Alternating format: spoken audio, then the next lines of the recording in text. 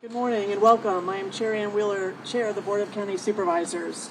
At this time, ladies and gentlemen, if you could please stand, if you are able to, for the presentation of the colors by the Prince William County Joint Honor Guard.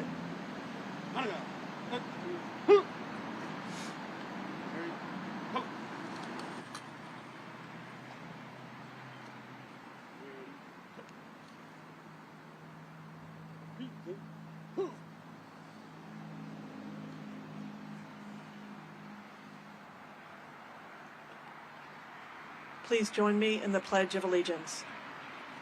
I pledge allegiance to the flag of the United States of America and to the republic for which it stands, one nation, under God, indivisible, with liberty and justice for all.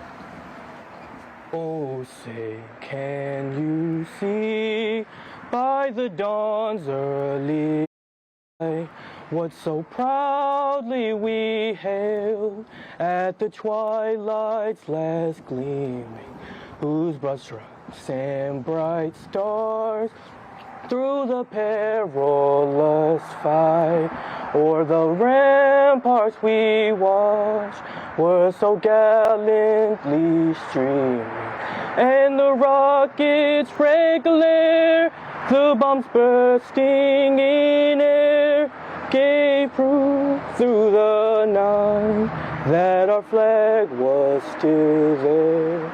Oh, say, does that star-spangled banner yet sway o'er the land of the free and the home of the brave?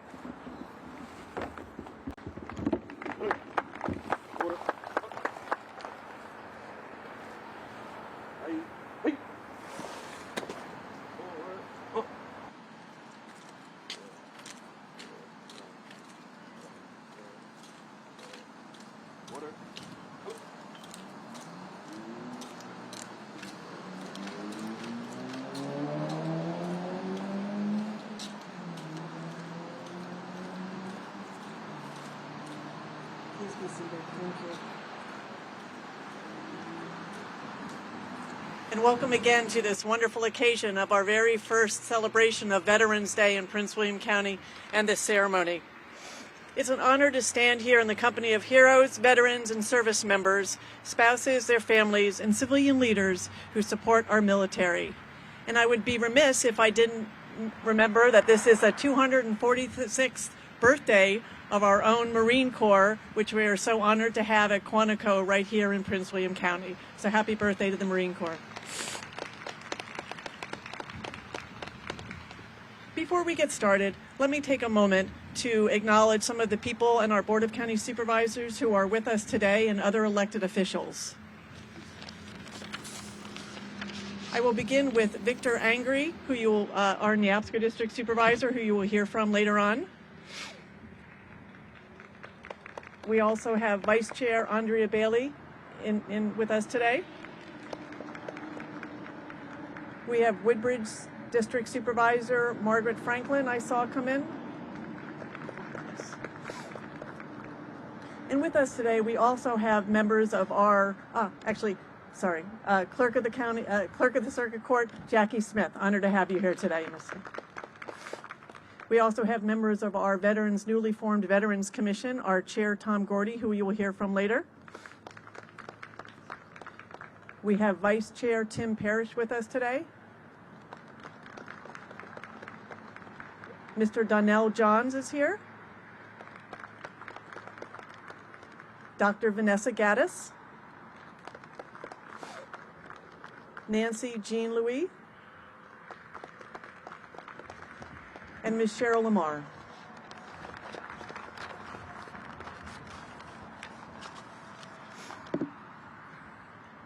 Today, we're gathered here at Freedom Memorial Park where the names of veterans and heroes are listed on this memorial wall, and we contemplate their many sacrifices and reminded of their many achievements. As I stand here, I'm reminded of the service of our veterans fighting in wars throughout the years and serving all over the world. As huge sacrifice continually needed makes leaving friends and family for periods of long time and serving on multiple continents worldwide to keep us safe at home this day. And that is something that is really to be recognized as something to be honored. This day gives us a chance to reflect on the honor and veterans for their patriotism, willing to sacrifice for the greater good and defend a nation tested by war, as well as reflect on the cost and blessings of liberty. Many Americans have served in our nation's armed forces. There is no doubt that America's fighting men and women have given much to ensure that our great nation stays free. We owe a debt of gratitude to all those who have served and to all those who were injured, and especially to those who made the ultimate sacrifice. Today's members of our armed services are deployed around the world at sea, in the air, and on land. They protect our national interest to ensure America's beacon of light continues to shine. Veterans have answered the call to defend our nation time and time again. From the War for Independence to World War I, to Pearl Harbor, World War II, to Korea, Vietnam, to September 11th, to the fight in Afghanistan to Iraq, the battle against ISIS, and every war in between, America's brave sons and daughters willingly come forward to defend our nation and our beliefs. And for the military families, it has not been so easy.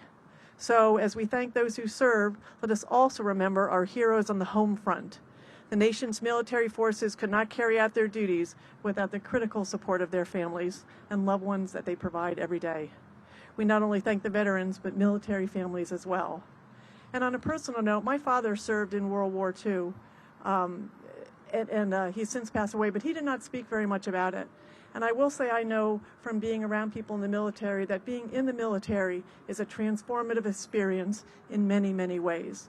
And I look around this area and I see the people I know who have served, and I know that I'm grateful to have so many veterans and so many wonderful, wonderful people in our county. It really adds to the texture and the strength of our community. So very, very grateful. I conclude by saying thank you to those who answer our nation's call to duty, both past and present, for the land of the free and the home of the brave. Thank you. At this point, I would like to introduce NYAPSCO District Supervisor Vic Angry.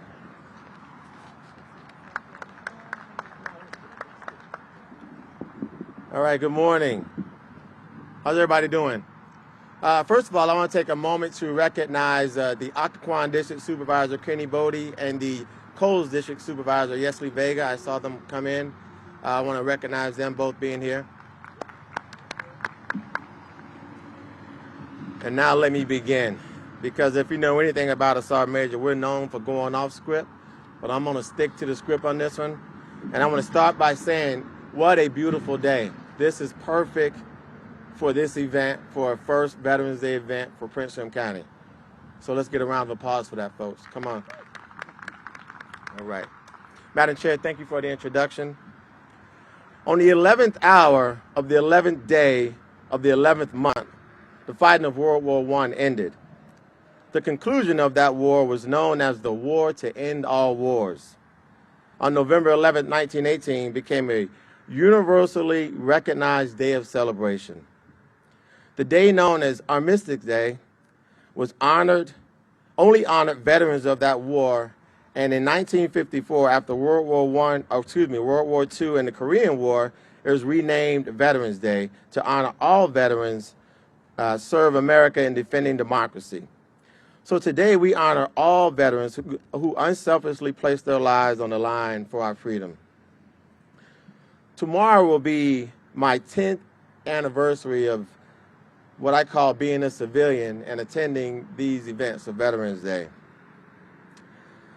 As a civilian, 12 years ago was the last time I stood in front of my formation, addressing my troops. And those who have been there and those who are there now know what I'm talking about when I call them my troops. There is a distinct privilege and honor that goes with this opportunity and the bond that we create in that opportunity. 10 years later, and out of this uniform, that bond still exists, as I still fight for service members, veterans, needs, and issues on a regular basis. It's said that once you're a sergeant major, you're always a sergeant major. And to all the sergeant majors in the room, can I get a whoa? All right. Veterans are ordinary people who have answered and continue to answer the call to duty.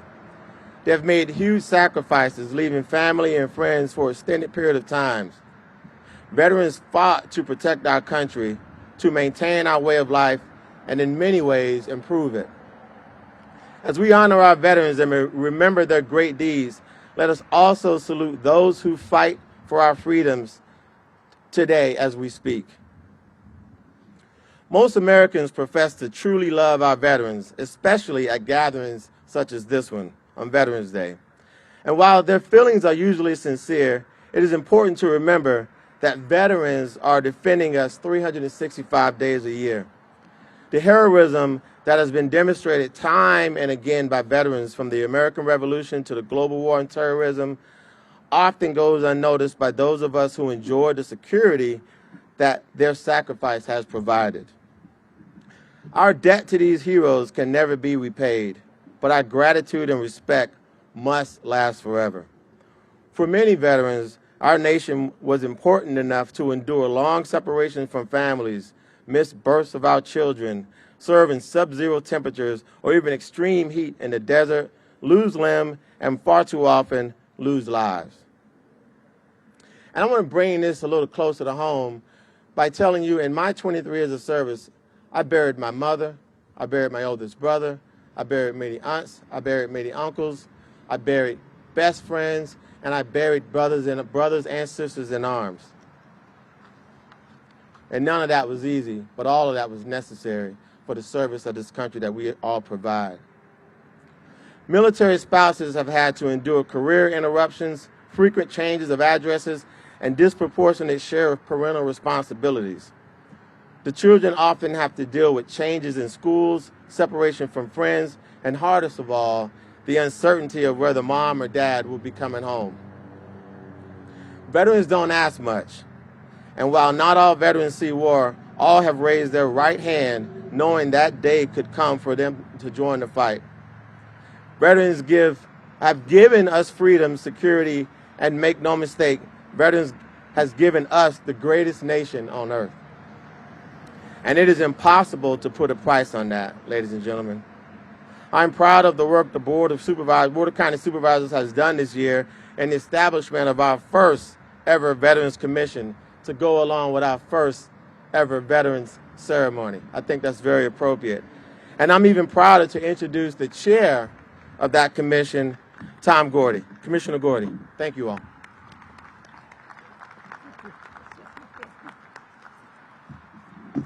Thank you, Supervisor Angry. Not only thank you for your introduction, but also thank you, just so that you're aware, he was the one who created the resolution and brought it to the Board of Supervisors to create the Veterans Commission. And so today we're honored to be a part of that commission. And so a lot of what we're doing today was, Supervisor Angry is the reason why we're here. So thank you very much for that. Well, good morning to everyone, and on behalf of the Prince William County Veterans Commission, I do want to welcome you to today's Veterans Day ceremony. As Supervisor Angry mentioned, Veterans Day has its roots in Armistice Day at the end of World War I, which, as he said, ended on the 11th hour, the 11th day of the 11th month in 1918. 103 years later, we find ourselves in a not-so-different situation. You see, World War I ended in the midst of the Spanish flu pandemic. And today, we stand in 2021, where it seems that history has repeated itself, where we brought another war to an end in the midst of another pandemic. But there's another similarity between World War I and today, as well as every other war that our nation has fought, and that is the veteran, the one who has borne our nation's battles. Well, there are various reasons why a veteran decides to join the military. Once in, there are many similarities that start to form in the lives of service members. For instance, when a veteran raised his right hand and swore an oath to support and defend the Constitution of the United States of America against all enemies, foreign and domestic, and obey all orders of those appointed over him, he voluntarily gave up his autonomy. When a veteran stepped off the bus at boot camp and was confronted and greeted by a yelling drill sergeant, she realized that from then on her life would be directed by orders rather than her own personal preference. When the barber took a razor and reduced flowing locks into a buzz cut, the veteran understood as long as he was in the military, his haircut would have to meet regulation.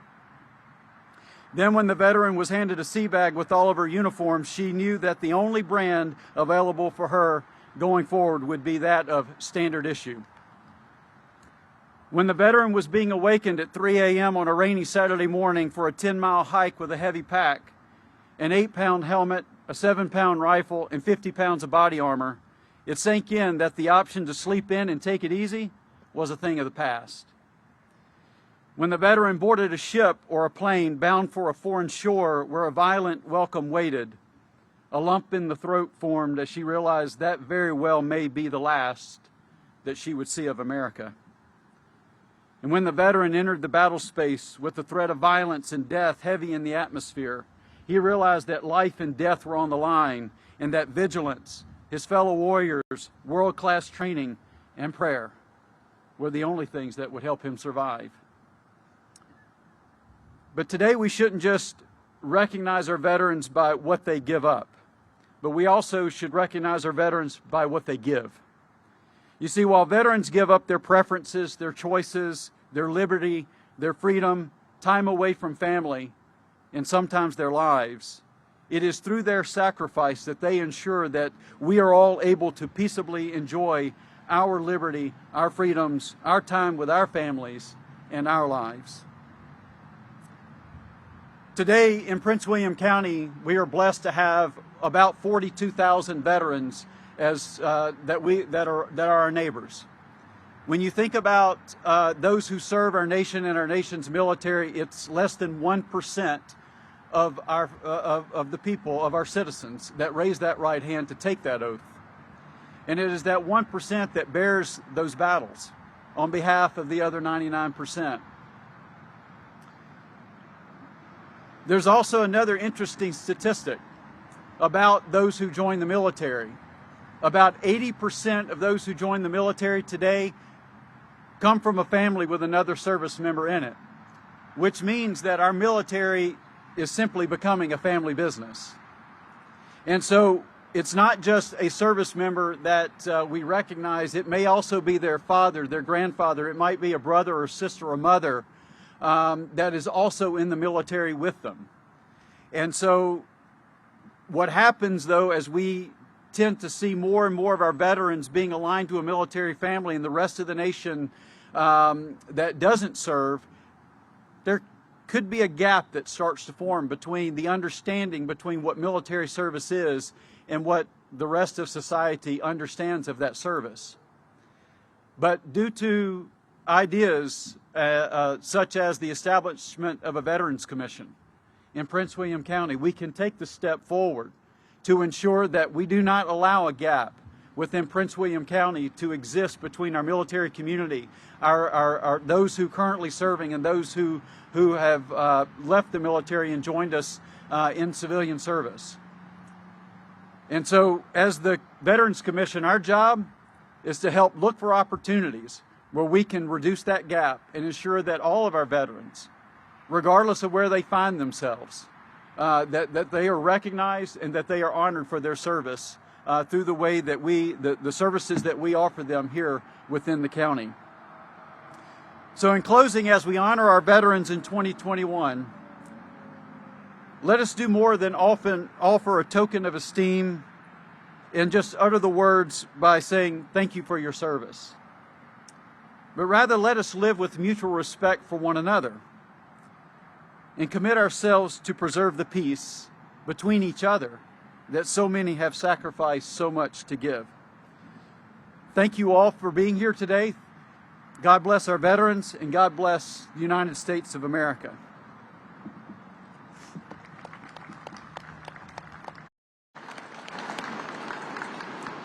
At this time, please welcome my fellow commissioners, Dr. Vanessa Gaddis, U.S. Army Colonel retired, and Ms. Cheryl Lamar, who serves in the most important role in the military, and that is military spouse.